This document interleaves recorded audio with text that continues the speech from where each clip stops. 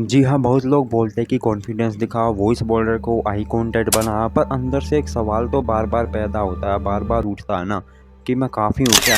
क्योंकि मुझ में वो बात ही नहीं है या बस एक्टिंग चल रही है यहाँ पे। और ये सेल्फ डाउट सिर्फ दुनिया के सामने नहीं, बेडरूम के अंदर में भी छुप कर बैठा होता है। या मैं बात कर रहा हूँ योर सेक्सुअल कॉन्फिडेंस, जिस बारे में लोग अक्सर रेयरली बात करते हैं। वही आपके अंदर ये रियल सेल्फ वर्थ और रियल लाइफ कॉन्फिडेंस का मिरर होती है। जो बंदा या वूमेन बेडरूम में अपनी बॉडी को कॉन्फिडेंटली एक्सेप्ट नहीं करते, वो पब्लिक में भला कितना ही मास्क पहन ले पर अंदर से हमेशा सेक ही फील करेगा। और आज की इस वीडियो में हम उन कंफर्टेबल बट पावरफुल ट्रूथ्स के बारे में बात करेंगे जो आपके बेडरूम से बोर्ड रूम तक और पावरफुल पर्सनैलिटी बनाएंगे। ना फेक स्माइल, ना फेक एनर्जी, बस रियल ग्राउंड एंड कॉन्फिडेंस के साथ। बिकॉज जब तक हम अपने डाउट्स का सामना नहीं करेंगे तब तक दुनिया का कोई भी एनीथिंग मोटिवेशनल कोर्स काम नहीं करेगा। तैयार हो जाइए आप भी एक ऐसे ही ट्रांसफॉर्मेशन के लिए जहां आप सिर्फ दिखोगे नहीं बल्कि फील भी करोगे अंदर से कॉन्फिडेंस। तो चलिए वीडियो को शुरू करते हैं। सोचिए, एक लड़का जिम जाता है, सेल्फीज लेता है और लोग कमेंट करते हैं कि bro you are cooling, you are killing it. पर वो बंदा जब अपने पार्टनर के साथ होता है तो वो खुद से आंखों में आंखें डालकर ही बात नहीं कर पाता। Why that's a reason. क्या रीज़न हो सकता है? क्योंकि असली कॉन्फिडेंस सिर्फ एब्स या बाइसेप्स से नहीं होता, वो आता है कि जब अपने फ्लोज, स्ट्रेच मार्क्स या कलर शेप्स सबको एक्सेप्ट करते हो। क्योंकि self acceptance is equal to self power. ये सेल्फ एक्सेप्टेंस तब और भी ज़्यादा इम्पोर्टेंस हो जाता है जब आप इंटीमेसी फेस करते हो, और वहाँ सिर्फ फिजिकल नहीं, इमोशनल नेकेडनेस भी होती है। जी हाँ, अगर आप अपनी बॉडी को जज करते हो तब आप कनेक्शन बनाने की बजाय अपने आप से दूर हो जाते हो। और ये समझना ज़रूरी है कि आपका कॉन्फिडेंस, आपकी पर्सनैलिटी तभी साइन करती है जब आप किसी के करीब होने से डरते नहीं बल्कि खुद ब खुद कंफर्टेबल फील करते हो। या असली कॉन्फिडेंस तभी दिखता है जब आप अपने असली इमोशंस के साथ भी स्ट्रॉन्ग फील करते हो। सबसे पहला स्टेप इसमें होगा सेल्फ एक्सेप्टेंस, यानी अपने आप को वैसे ही एक्सेप्ट करना जैसे आप है। और कभी कभी हम अपने फ्लॉज, वीकनेस या इनसिक्योरिटीज़ को इतना बड़ा बना देते हैं कि वो हमारी पर्सनैलिटी को अफेक्ट करती है। इसलिए जब बात बेडरूम कॉन्फिडेंस की हो या अपने रियल कॉन्फिडेंस की हो, लेकिन सच ये है कि जब आप अपने आप को पूरा एक्सेप्ट नहीं करोगे तभी आप सेल्फ डाउट आपका साथ नहीं छोड़ेगा। रिमेंबरिंग करो, loving yourself with all your imperfections is the foundation of real confidence. यानी जब आप खुद से प्यार करोगे तभी आप वल्नरेबिलिटीज को वीकनेस नहीं बल्कि स्ट्रेंथ की तरह समझने लगोगे। यही स्ट्रेंथ आपकी रिलेशनशिप में भी दिखती है, चाहे वो इमोशंस हो या फिजिकल हो। तो आप अपने आप को जज करना छोड़ो, अपने फ्लोज को गले लगाओ और ग्रो करो। अब दूसरे नंबर पर बात करते हैं कम्युनिकेशंस की। अपनी फीलिंग को साफ और ईमानदारी तरीके से बताना। सोचो, एक रात की बात है और अपने पार्टनर के साथ हो, लेकिन अंदर कुछ अजीब सी हेजिटेशन हो रही है। दिल में डाउट्स है, शायद कुछ बातें करना चाहते हो पर डर लगता है कि समझेंगे या नहीं समझेंगे, या शायद बात बिगड़ जाए। ये हेजिटेशन, अनसर्टेनिटी आपकी पर्सनैलिटी को कमज़ोर कर देती है, स्पेशली जब बात आती है बेडरूम कॉन्फिडेंस की। क्योंकि ये सिर्फ फिजिकल चीज़ नहीं है, ये इमोशनल कनेक्शन का भी सवाल है। क्योंकि कम्युनिकेशन का मतलब सिर्फ बोलना नहीं होता बल्कि आप अपनी फीलिंग को होनेस्टली तरीके से एक दूसरे के साथ शेयर करते हो। और जब आप अपने डाउट्स को, अपने फियर्स को, अपनी एक्सपेक्टेशन को खुलकर डिस्कस करते हो ना, तभी आप अपनी असली बॉन्डिंग बना पाते हो।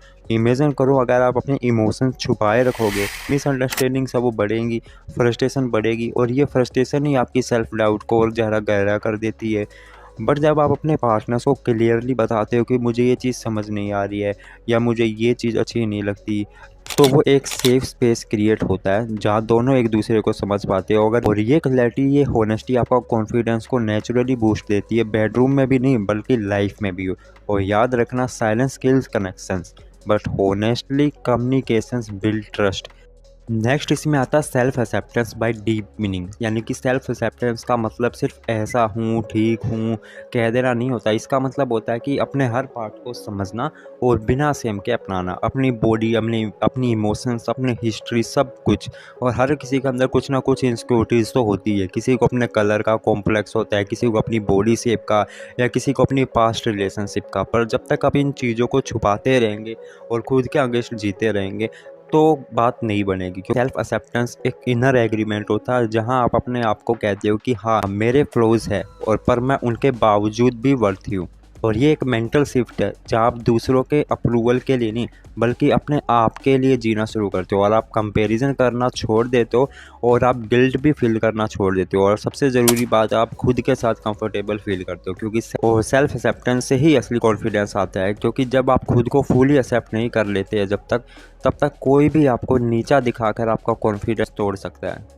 और इसमें एक और चीज़ हम कर सकते हैं क्योंकि ज़्यादातर लोग सिर्फ फिजिकल क्लोजनेस को ही रिलेशनशिप का एक सक्सेसफुल नज़रिया से मानते हैं, पर असली कनेक्शन तभी होता है जब आप किसी के सामने इमोशनली नेकेड हो सकते हैं बिना डर के, बिना किसी सेम के, क्योंकि जब आप अपने थॉट्स, फियर, पेन्स और इनसिक्योरिटीज़ को शेयर करते हो तभी रियल बॉन्डिंग बनती है। अगर आप बार बार मुस्कुराकर अंदर के दर्द को छुपाते रहोगे तो सामने वाला कभी ना कभी आपको असली वर्जन जानेगा ही नहीं। इमोशनली डिस्कनेक्ट रहने का रिजल्ट होता है कि कम्युनिकेशन ब्रेकडाउन हो जाना, बिल्कुल ट्रस्ट इश्यूज आना और सबसे बड़ी पेनफुल फीलिंग एलोन इन है रिलेशनशिप। और सोचिए देखो कि क्या फ़ायदा है एक स्ट्रॉन्ग बॉडी का जब आप दिल अंदर से ही थक गए आपका दिल।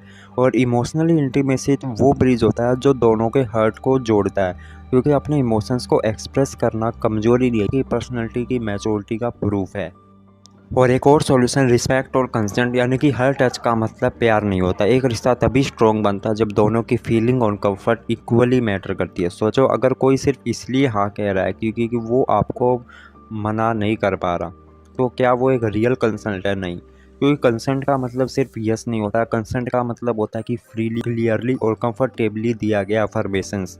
क्योंकि जब आप किसी को ट्रूली रिस्पेक्ट करते हो तो आपको उनकी बॉडी लैंग्वेज भी समझने लगते हो और जब आप किसी से नो कहते हो तो बस वही फुल स्टॉप है। और उस नो का चैलेंज करना, इग्नोर करना या गिल्ट फील करवाना होता है। और ये सिर्फ ट्रस्ट ही नहीं बल्कि इंसानियत भी तोड़ता है क्योंकि ट्रस्ट इंटीमेसी तभी ग्रो करती है जब आप दोनों सेफ फील करें और दोनों का यस दिल से आए। तो no tender pressure, it's a real personality वही होती है जो डिज़ायर के साथ डिग्निटी भी रखे, रिस्पेक्ट भी करे। That's a good personality. According to 2017 study, the journey of sex research, sexual communication qualities directly linked to relationship satisfaction and emotional intimacy। जहाँ कपल्स अपनी डिजायर, फियर्स और इमोशंस ओपनली डिस्कस करते हैं वहाँ फिजिकली और emotionally bonding दोनों deep होती है। और एक और स्टडी मैं आपको दिखाऊं कि अमेरिकन साइकोलॉजी एसोसिएशन के मुताबिक जिन कपल्स ने अपने सेक्सुअल कंसर्न्स को खुलकर डिस्कस किया उनमें स्ट्रेस लेवल लो और ट्रस्ट लेवल काफ़ी ज़्यादा था। इसका मतलब है कि जो लोग बेडरूम में इमोशनली ओपन होते हैं उनका कनेक्शन ज़्यादा स्ट्रॉन्ग होता है। और जब तक आप अपनी फीलिंग्स, नीड्स और इनसिक्योरिटीज़ को छुपा के रखोगे और इंटीमेशन बिल्कुल भी नहीं होगी, बस ओनली एक एक्ट कर रहे हो और वो एक्ट कभी भी रियल कनेक्शन नहीं बनाता। यानी कि अपनी इमोशंस को बोलना सीखो क्योंकि ये उससे छुपाना सिर्फ डिस्टेंस ही बढ़ाएगा आपको। तो चलिए अब एग्जांपल के साथ समझते हैं। एग्जांपल जैसे राहुल एंड प्रिया, शादी को 4 साल हुए थे और बाहर से सब कुछ परफेक्ट लग रहा था। गुड जॉब थी, फैमिली थी, वेकेशन चल रही थी, सब कुछ परफेक्ट। लेकिन बेडरूम में एक अलग ही साइलेंस था। प्रिया के मन में डिज़ायर था कि कुछ फियर्स है तो पर वो शेयर नहीं कर पा रही थी। क्यों, क्या रीज़न था?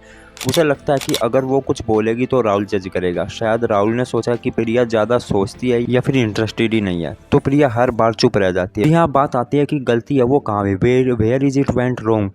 रॉन्गली एज्यूम किया क्योंकि प्रिया ने अपने पार्टनर के रिएक्शन का रॉन्गली तरीके से एज्यूम्शन कर लिया कि बिना बात किए। और दूसरा, उसने अपने इमोशंस को दबाया और फेक हार्मोनी बनाए रखी। और राहुल ने सोचा कि प्रिया इंटरेस्टेड ही है तो उसके माइंड में रिजेक्शन का फियर आ गया। और इसका क्या लगता है कि रिजल्ट क्या होगा आगे?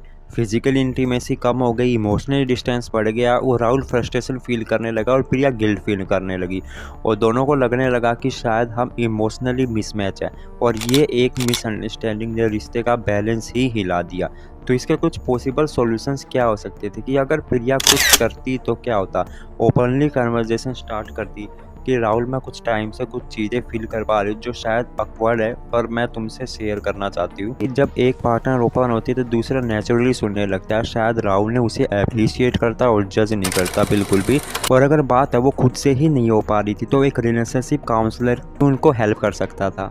सो फाइनली मैं आपको बताऊं कि साइलेंस एक सेफ ऑप्शन लगता है लेकिन लॉन्ग टर्म में वो एक इमोशनली डिस्कनेक्ट का बिगेस्ट रीज़न बन जाता है इस केस में। पर हर रिश्ता परफेक्ट बिल्कुल भी नहीं होता है लेकिन हर रिश्ता समझ के साथ इवोल्व किया जा सकता है। तो फाइनली अपनी फीलिंग्स को अपने पार्टनर के साथ ऑनेस्टली शेयर करना सीखो और कम्युनिकेशन ही वो ब्रिज है इसमें जो इमोशनल और फिजिकल कनेक्शन को मजबूत बनाता है। बेडरूम कॉन्फिडेंस सिर्फ फिजिकली नहीं बल्कि मेंटली और इमोशनली स्ट्रेंथ से भी बनता है। अगर आप अपनी लाइफ में असली बदलाव, असली चेंजमेंट लाना चाहते हो तो इस जर्नी में सबसे बड़ा स्टेप है अपने आप से सच बोलना और अपनी फीलिंग्स को रिस्पेक्ट देना और सामने वाले की फीलिंग को भी रिस्पेक्ट देना। अगर आपको ये वीडियो पसंद आई हो तो लाइक करिएगा, शेयर करिएगा उन लोगों के साथ जिनको ज़रूरत है। कमेंट में लिखिएगा आई चूज़ कॉन्फिडेंस अगर आपको भी अपनी पर्सनैलिटी और बेडरूम कॉन्फिडेंस दोनों को नेक्स्ट लेवल पर ले जाना चाहते हो तो। और हाँ, तो चैनल को फॉलो करिएगा, सब्सक्राइब करिएगा। जहाँ मिलेंगे ऐसे ही और पावरफुल टिप्स जो आपकी लाइफ चेंज कर सकते हैं।